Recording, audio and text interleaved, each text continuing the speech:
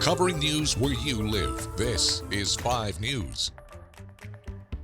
Well, thank you for joining us here today. I'm Joe Ellison. The Salisbury Police Department is asking the Oklahoma State Bureau of Investigations to look into allegations made against a school resource officer.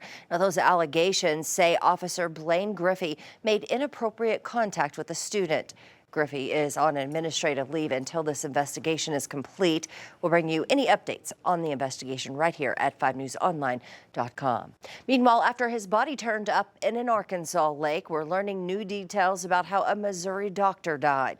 John Forsyth's death has been ruled a suicide. His disappearance made national headlines last year after he didn't show up to work at Mercy Hospital in Cassville, Missouri. Searchers found his car near a water park in Cassville with his wallet, 2 phones, and a laptop inside. A week later, Forsyth's body surfaced in Beaver Lake with an apparent gunshot wound.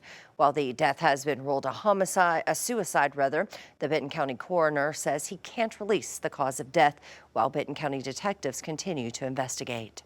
Meanwhile, the program Change Helps in Fort Smith is seeing some success. It's designed to change the way people help those who are homeless. Right now, 400 people are homeless in the city. Change Helps offers an opportunity to give through direct donations to local nonprofits. 4 groups working with the homeless have collectively received around $700. Hope Campus just got a check for a little more than $200 this month. If they can get into our system, we can work collaboratively together as a community to get them into housing. That's just so much of a better model than it is to just, here's $20, here's $40. I hope that you survive the day, or this lasts you enough to get into a hotel room. And then we don't know what's going to happen tomorrow.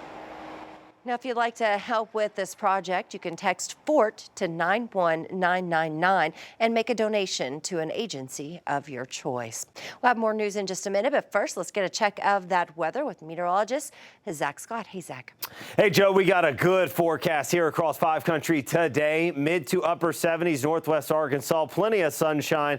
Some scatter clouds filtering in this afternoon ahead of our next front, which will bring a spotty shower chance, maybe a brief sprinkle chance as we go into the evening hours, and then can't rule out a sprinkle as we go overnight. So the majority of the day, though, is going to be dry for us. It'll be a windy one as well. South winds all across 5 country will be about 10 to 20 miles per hour. Sustained gusts during the AM hours, 25 up to 35.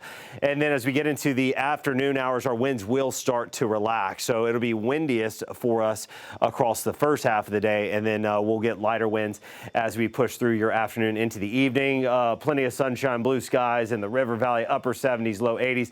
Again, a cold front will come in this evening overnight, bring a spotty shower chance with it, kicking off and on rain chances, Joe. That'll be with us the rest of the work week through the weekend.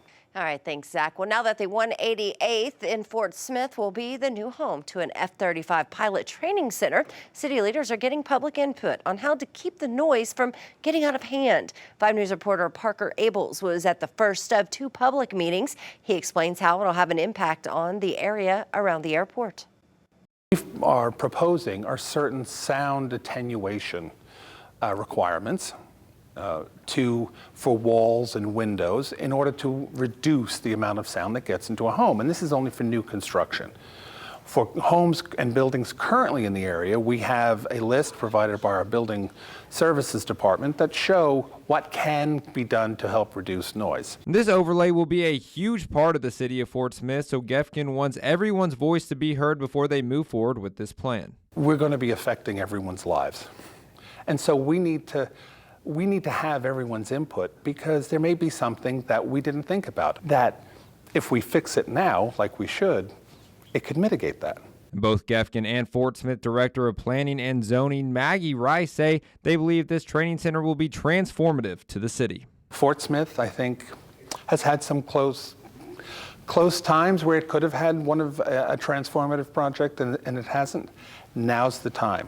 We're ready for this project, and we want to make sure our residents and our businesses are ready too.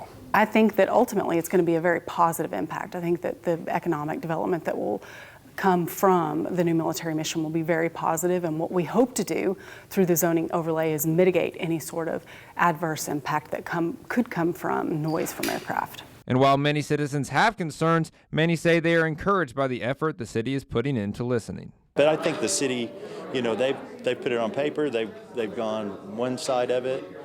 Now they're hearing my side of it, and hopefully we can find a happy medium. Covering news where you live, Parker Abels, 5 News. Well, thank you for joining us here today for the latest news and weather where you live. Catch up with us again tomorrow right here for more.